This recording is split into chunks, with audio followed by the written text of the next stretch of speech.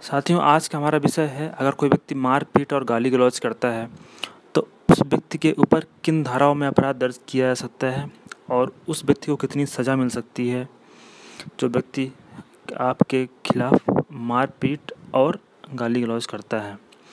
इसके अलावा कुछ और भी प्रावधान, अगर कोई व्यक्ति मारपीट और गाली गलौज की कंप्लेंट दर्ज कराने जाता है थाने में, तो उसे पुलिस और भी कौन से कानूनी प्रावधान बताकर उसे वापस कर देती है। इन संबंध में भी आज हम चर्चा करेंगे इस वीडियो में। दोस्तों, मारपीट और गाली गलौज के संबंध में अक्सर जो सामान्यतः कोर्ट में देखा जाता है वह 323, 294 और 506 ये 3 धाराएं दर्ज की जाती हैं इस कंडीशन में। लेकिन हो सकता है कि कई बार आपके खिलाफ़ मारपीट की गई हो और आप थाने गए हों और पुलिस को अगर ऐसा लगता है, थोड़ा सा भी डाउट होता है कि नहीं, आपके खिलाफ़ मारपीट या फिर लड़ाई झगड़ा में आपके खिलाफ़ नहीं किया गया है, तो हो सकता है उस कंडीशन में पुलिस एक एनसीआर दर्ज करके आपको एक पेपर दे देगी और आपसे बोलेगी आपकी एफआईआर दर्ज हो गई है। जबकि वास्तव में वो एफआईआर नहीं होती है, वो एनसीआर मतलब नॉन कॉग्निजेबल रिपोर्ट होती है। एनसीआर और एफआईआर में डिफरेंस ये होता है कि एफआईआर की कॉपी आपको दी जाएगी जो व्यक्ति पीड़ित होता है, और उसके बाद जिस व्यक्ति ने आपके खिलाफ़ अपराध किया है, जिसने मारपीट किया है, जिसने गाली गलौज किया है, उसके खिलाफ़ कोर्ट में चार्जशीट पेश की जाएगी। उसके बाद उसकी गवाही होगी और आपकी गवाही होगी। उसके बाद डिसीजन लिया जाएगा और फैसला सुनाया जाएगा। और हो सकता है सामने वाली पक्ष को, जिसने मारपीट किया, उसको सज़ा भी हो सकती है जो उसमें एक्यूज्ड है केस में। लेकिन एनसीआर जो नॉन कॉग्निजेबल रिपोर्ट के नाम से आपको एक पेपर दिया जाएगा और आपसे बोला जाएगा कि नहीं, आपकी कंप्लेंट दर्ज हो गई है, तो उस कंडीशन में पुलिस उस आरोपी एक्यूज्ड के खिलाफ़ कोई भी कार्यवाही नहीं करेगी जब तक कि उस केस के लिए मजिस्ट्रेट से आदेश नहीं आ जाएगा कि आप इस व्यक्ति के खिलाफ़ कार्यवाही करिए। और मजिस्ट्रेट ऐसे ही किसी व्यक्ति का ऑर्डर नहीं दे सकता है कि किसी व्यक्ति के खिलाफ़ कार्यवाही की जाए। उसके लिए जो पीड़ित व्यक्ति है उसको अप्रोच करना होगा कोर्ट, और मजिस्ट्रेट से रिक्वेस्ट करनी होगी और उनको एक आवेदन देना पड़ेगा सीआरपीसी की धारा 200 के तहत कि इस व्यक्ति ने अपराध किया, इस व्यक्ति के खिलाफ़ कानूनी कार्यवाही की जाए।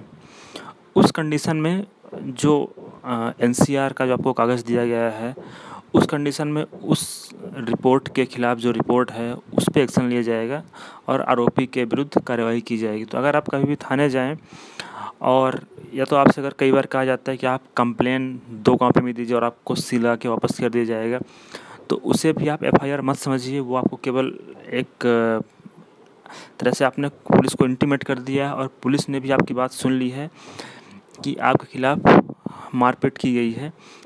लेकिन इसका मतलब ये नहीं है कि उस कंप्लेंट के केस में जहां पुलिस ने आपको आपके कंप्लेंट कॉपी पे सील लगा के वापस कर दिया है, उस पर कोई कार्यवाही करेगी।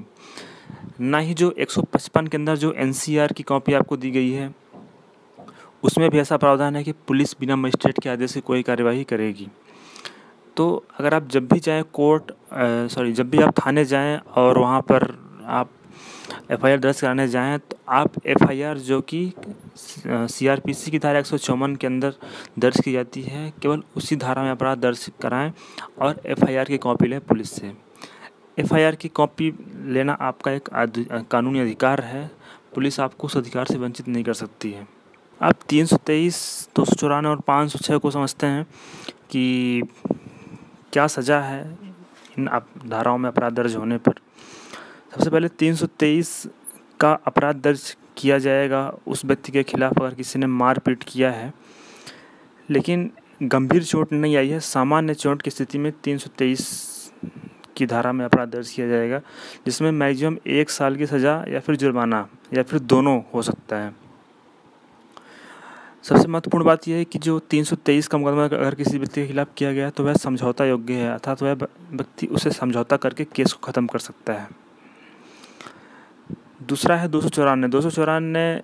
अगर कोई व्यक्ति गाली गलौज करता है, उस कंडीशन में इस धारा में अपराध दर्ज किया जाता है।